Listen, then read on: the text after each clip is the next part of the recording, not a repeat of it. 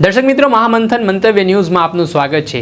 આજે અમરેલી જિલ્લાના મોણપર ગામ ખાતે આ ગામ છે ઉર્જા મંત્રી કૌશિક વેકરિયાનું ને ત્યાં કૃષિ મંત્રી જીતુ વાઘાણી પહોંચ્યા હતા।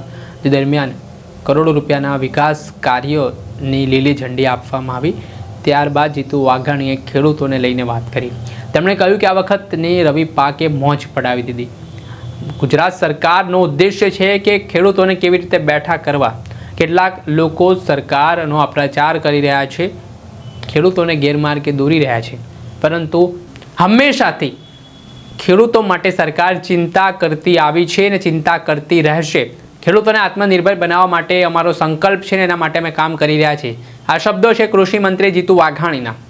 સાથે જ તેમણે પ્રહાર કરવાની શરૂઆત કરતાં કહ્યું કેટલાક લોકો આજે કેન્દ્ર સરકારનું બજેટ અને રાજ્ય સરકારનું બજેટ આવ્યું છે તે ખેડૂત વિરોધી ગણાવી રહ્યા છે, પરંતુ ખેડૂતો માટે શું શું જોગવાઈઓ થઈ છે એક વખત એ લોકોને જોવાની જરૂરિયાત છે। સાથે તેમણે કહ્યું કે કેટલાક લોકો ખેડૂત પદયાત્રા લઈને ચાલી રહ્યા છે, કિસાન બચાવ યાત્રાઓ કરી રહ્યા છે, પરંતુ આ યાત્રામાં ખેડૂતોનું હિત નથી, તેમનો વ્યક્તિગત હિત સંકળાયેલો છે। જીતુ વાઘાણીનો આ અંદાજે ફરી ચર્ચા જગાવી છે। પહેલા તો સાંભળો કૃષિ મંત્રી જીતુ વાઘાણીને। ડેમ ભરાય, પાણીના તળ ઊંચા આવે, ગામે ગામ પાણી જાય, તળાવો ભરાય, ચેકડેમો ભરાય, આવી ખુશાલી, આવું દ્રશ્ય અમારું ગામ હમણાં રસ્તામાં જોતો તો 15-20 દી જો ભગવાનને દી હરકી થઈ જાય અને કોઈ કવા બવા ન આવે તો આ વખતે રવિ સિઝને મોજ પાડી દેવી છે। 43 લાખ હેક્ટરમાં રવિ સિઝન થઈ છે। ભગવાનની દયાથી આ વખતે અંબાલાલ કાકાને એ કુદરતે ખોટા પડ્યા છે। આપણે પ્રાર્થના કરીએ કે ખોટા પડ્યા કરે, અમારા ખેડૂતોને ક્યારે મુશ્કેલી ન પડે, અને પડે ત્યારે મિત્રો સરકાર એ તમને બેઠા કરવા માટે કાયમ ઊભી રહેવાની છે। બેઠો થાય આપણો ખેડૂત, આત્મનિર્ભરતા સાથે બેઠો થાય। મિત્રો, અમે ક્યારેય ખેડૂતોને ભિખારી બનાવવા માંગતા નથી અને બનાવીશું પણ નહીં। તમે તમારા બળબદા પર ઉભા થાવ ને એના માટે સરકાર તમને તમામ પ્રકારની સહાયો, તમામ પ્રકારની મદદો અને અનેક પ્રકારની નીતિઓ સાથે આ બજેટની અંદર અમે આવી રહ્યા છે। કેન્દ્રનું પણ બજેટ એ પ્રકારે આવ્યું છે।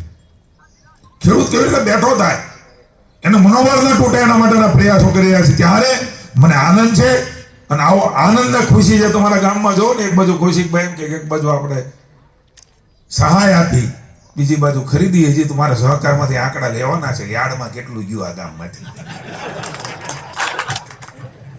અમે તો 35% ખરીદતા હતા।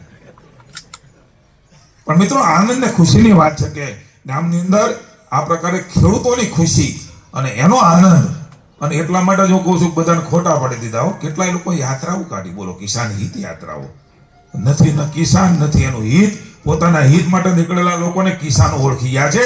મોણપર ગામ અને અમરેલી જિલ્લો ગુજરાત ઓળખી ગયું છે। એટલા માટે હું આપને અભિનંદન આપું છું, પુનઃ એકવાર ભરોસો આપું છું કૃષિ મંત્રી તરીકે।